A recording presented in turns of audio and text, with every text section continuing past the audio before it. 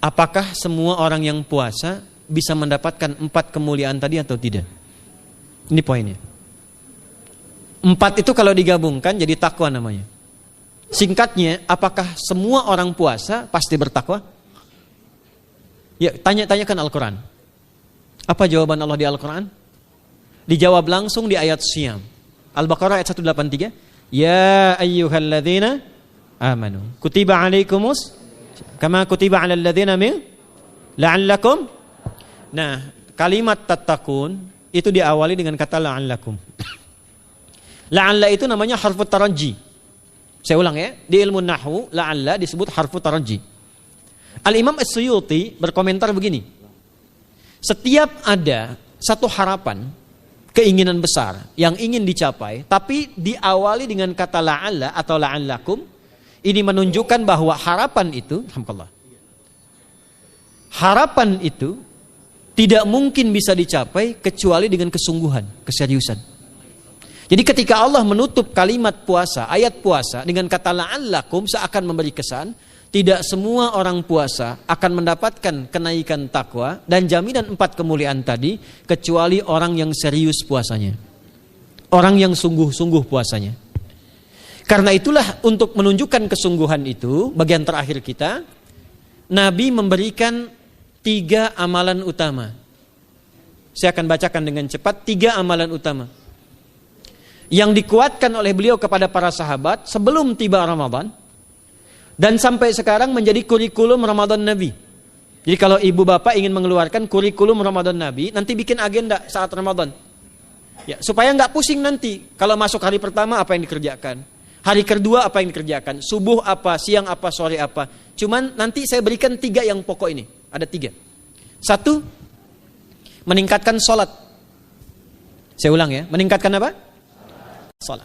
Kalau meningkat secara singkatnya berarti bertambah dari yang sekedar fardu, tambah dengan apa? Sunnah. Maka dari sekarang keluarkan semua jenis sholat-sholat sunnah. Keluarkan dari sekarang apa saja, siang dan malamnya. Yang rawatib ada berapa rawatib? Rawatib 12. Ya, rawatib itu yang melekat dengan sholat fardu dan menentukan untuk memperbaiki sholat fardu. Menambah, jadi kalau kurang khusyuk ditambah dengan sunnahnya disebut rawatib. Bisa sebelum, bisa setelah sholat fardu. Ada 12 dari hadis Nabi SAW. Man shalla isnatai asyrata rak'atan, siapa yang sholat 12 rakaat fi yaumin wa lailatin, yang mengiringi sholat fardu siang dan malam, ya, bunyalahu bihinna baitun fil jannah, maka akan dibangunkan baginya satu rumah di surga kalau konsisten menunaikan 12 itu sampai meninggal dunia. Sahabat yang mendengar itu mengatakan kompak semuanya, sejak mendengar hadis itu kami usahakan istiqomah sampai meninggal tidak meninggalkannya. 12 itu 2 sebelum subuh, cepat. 4 sebelum zuhur, 2 setelah zuhur, 2 setelah maghrib, 2 setelah isya. 2 rakaat sebelum subuh, 4 rakaat sebelum zuhur. Kalau nggak bisa 4 rakaat, karena terbatas waktunya, boleh 2 rakaat, khusus untuk sebelum zuhur. Kalau nggak bisa 4, boleh berapa? 2. Dalilnya hadis Ibnu Umar radhiyallahu taala anhuma. Kata beliau, hafidtu asyra rakaatin, saya hafal 10 rakaat dari Nabi sallallahu alaihi wasallam salat sunnah. Maka menyebutkan sebelum zuhur 2 rakaat. Baik, jadi 12 ya. 2 sebelum subuh, 4 sebelum zuhur, 2 setelah zuhur, 2 setelah maghrib, 2 setelah isya. Ini yang disebut dengan rawatib. Jamak dari kata ratib. Di luar ini mutlak. Mutlak ini ada yang berdampingan dengan salat fardu, ada yang terpisah. Contoh yang berdampingan, 4 rakaat sebelum asar. 4 rakaat ini bukan disebut rawatib, tapi salat mutlak.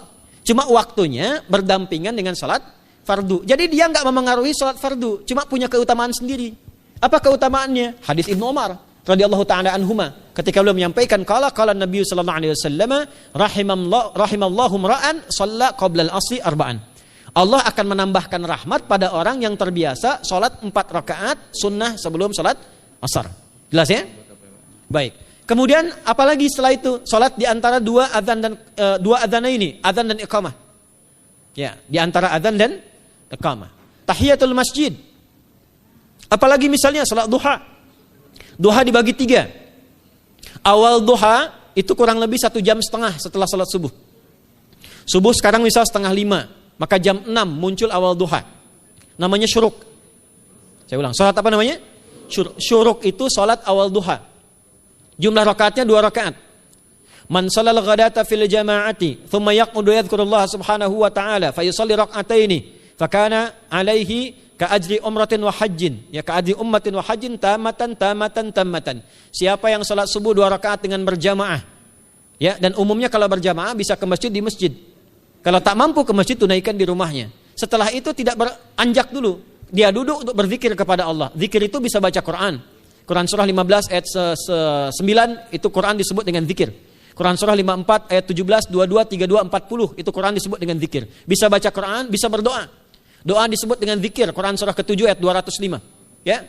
Bisa dengan apa lagi? Bertafakur, ya, mengaji, ta'lim, itu disebut dengan zikir. Ali Imran ayat 190 191. Alladzina yadhkuruna Allaha qiyaman wa qu'udan wa 'ala junubihim wa yatafakkaruna fi khalqis samawati wal ard, ya, disebut dengan zikir. Bisa bertasbih, zikir pagi petang, kalimat-kalimat thayyibah, ada itu di Quran surah ke-4 ayat 103. Jadi habis salat subuh zikir dulu. Doa dulu, zikir dulu, belajar dulu, tafsir dulu. Setelah itu muncul syuruk. Perjalanannya disebut isyraq, melewati masyrik, 1 tombak bayangan, dia salat 2 rakaat, itu pahala salatnya senilai haji dan umrah. Sempurna. Bukan sudah haji, bukan. Mau kemana? Ibu mau haji dulu? Tidak. Ya, hajinya nanti bulan Dzulhijjah. Tapi senilai haji dan umrah itu 2 rakaat. Awal duha disebut apa? Syuruk. Pertengahan duha sekitar jam 9 jam 10. Jumlahnya 2 sampai 4 rakaat. Ya, 2 sampai 4 rakaat.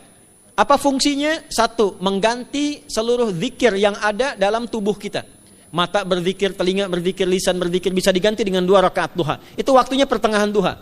Kurang lebih dari jam 8, 9, 10 lah, kurang lebih 3 jam itu, ya. Yang kedua, bisa menghambat atau menghentikan, menahan satu musibah umum. Misal ada kebanjiran nih atau macet nih. Orang-orang kena macet. Bapak yang biasa salat duha pertengahan itu tiba-tiba ditolong oleh Allah, dibebaskan. Tiba-tiba ada orang datang, Pak lewat sini di sana macet. Atau dibimbing ada kontraflow. Itu manfaatnya duha tuh. Yang pertengahan. Yang terakhir adalah akhir duha. Sekitar jam 10 sampai jam 11 menjelang ke zuhur. Ya, akhir duha itu jumlahnya dari 2 bisa 4 sampai 8 rakaat. Di antara manfaatnya bisa mempermudah datangnya rezeki dengan izin Allah Subhanahu wa taala ketika ikhtiar. Itu duha. Nanti ke malamnya silahkan tahajud, tingkatkan tarawihnya sampai ditutup dengan witir. Itu salat. 2 yang terakhir saya cepat. 2 yang terakhir adalah banyak berinteraksi dengan Al-Quran. Ada 3 caranya. 1, banyak membaca. Itu namanya qiraah. Silahkan Bapak Ibu siapkan dari sekarang. Targetnya khatam misalnya 1 kali. Berapa juz? 30 juz. Kalau mau gampang bagi 30. Berarti 1 hari berapa? 1 juz. Paling gampang lagi supaya nggak capek ngajinya, supaya nggak capek. Bagi 1 juz 5 waktu salat. Contoh, juz pertama itu Al-Baqarah plus Al-Fatihah. Al-Fatihah saya nggak hitung lah karena sudah hafal ya. Al-Baqarah itu 141 ayat, juz pertama. Bagi 5, 28. Jadi setiap ketemu waktu salat, bagi 2 lagi. 28 bagi 2 berapa? 14. Sebelum salat baca 14 ayat, setelah salat baca 14 ayat. Itu 14 ayat tuh paling-paling nggak nyampe 5 menit Bu, Pak. Kalau investasi 10 menit setiap waktu salat bagi 2 kita baca 14 ayat, itu insya Allah selesai Ramadan khatam Quran. Itu udah rumus. Ya, tidak cukup dengan amin, siapkan dari sekarang. Siapkan. Ya. Kemudian mengkaji, kajian, tilawah. Itu tilawah itu di hadis Muslim pahalanya banyak. Ya, majtama'a qaumun fi baitin min buyutillahi. Ya, kita ngajinya Quran hadis ya, biar ya, lebih kuat dalilnya. Majtama'a qaumun fi baitin min buyutillahi yatluna kitaballahi wa yatadarasuna fima bainahum. Ya, siapa yang bisa tilawah Quran, ngaji, tafsir, keluarkan misalnya untuk Ramadan 10 hari saya pengen tahu Al-Fatihah. Itu ketika dilakukan punya 4 keutamaan. 1, ghasyiyatuhum rahmah. Selama ngaji rahmat Allah dibentangkan. Kalau pengen doa cepat dikabulkan, kalau istighfar diampuni. Yang kedua, awas ini nazalat alaihimus sakinah, diberikan ketenangan dalam jiwa. Bapak Ibu pengen di rumah tangga nyari sakinah, isi dengan Quran di rumah. Amalan terakhir infak. Ya, hadisnya dari Ibnu Abbas, Ibnu Abbas radhiyallahu taala anhuma, qala, ya, beliau mengatakan kana Nabi sallallahu alaihi wasallam ajwadan nas wa ajwadu ma yakunu fi Ramadan. Adalah Nabi sallallahu alaihi wasallam itu orang yang sangat luar biasa dermawan dan lembut. Dan bertambah dermawan lagi ketika tiba Ramadan. Apa yang dilakukan Nabi? Mensupport sahabat, siapapun yang punya anggaran untuk infak, disiapkan sebelum Ramadan. Jangan berpikir banyak Bu. Yang penting ada anggaran, 30.000 nggak ada masalah. Setiap hari 1.000, tidak harus uang, makanan. Pernah dengar hadis ini nggak? Siapa yang memfasilitasi bukaan orang puasa walaupun dengan sebiji kurma dan sehirup air, maka dia mendapatkan pahala seperti orang puasa itu tanpa dikurangi sedikit pun. Ada? Hadisnya sahih di At-Tirmidzi. Tapi bukan berarti nyari kurma ke Tanah Abang setiap hari 1. Terus minumnya 1 sedotan aja ganti-ganti. Ya, maksudnya apa? Yang paling minimal kita bisa keluarkan.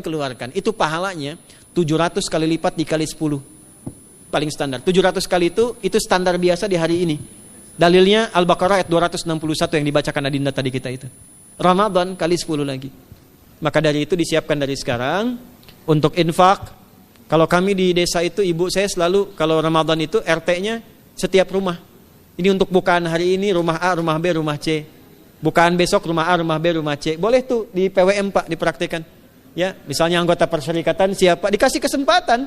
Mungkin nanti yang lain kurmanya, yang ini misalnya jeruknya, yang ini ininya. Setiap ada bukaan ya kirim ke yatimnya, ya kemudian ke pondok-pondok asuhan Muhammadiyah yang tadi disebutkan sekian ribu itu, cari pahala. Ya, saya kira itu yang bisa saya sampaikan sampai dengan batas waktu yang diberikan. Semoga bermanfaat dan semoga Allah Subhanahu wa taala memberikan kemuliaan kepada kita semua, kesehatan, dan saya yang terakhir saya ingin sampaikan doa penting. Tolong hafalkan doa ini. Dan ini doa yang diajarkan Nabi menjelang Ramadan. Supaya mendapatkan kesehatan, kekuatan, keselamatan untuk beribadah saat Ramadan. Hadisnya di At-Tirmidzi nomor hadis 3254. Qala, langsung saja qala Nabi sallallahu alaihi wasallam. Allahumma ahillahu alaina bil yumni wal iman wassalamati wal islam rabbi wa rabbukallah. Nah, itu tolong nanti dihafalkan. Tadi sudah direkam, dibimbing. Nanti ketika ditetapkan masuk awal Ramadan, bacakan itu.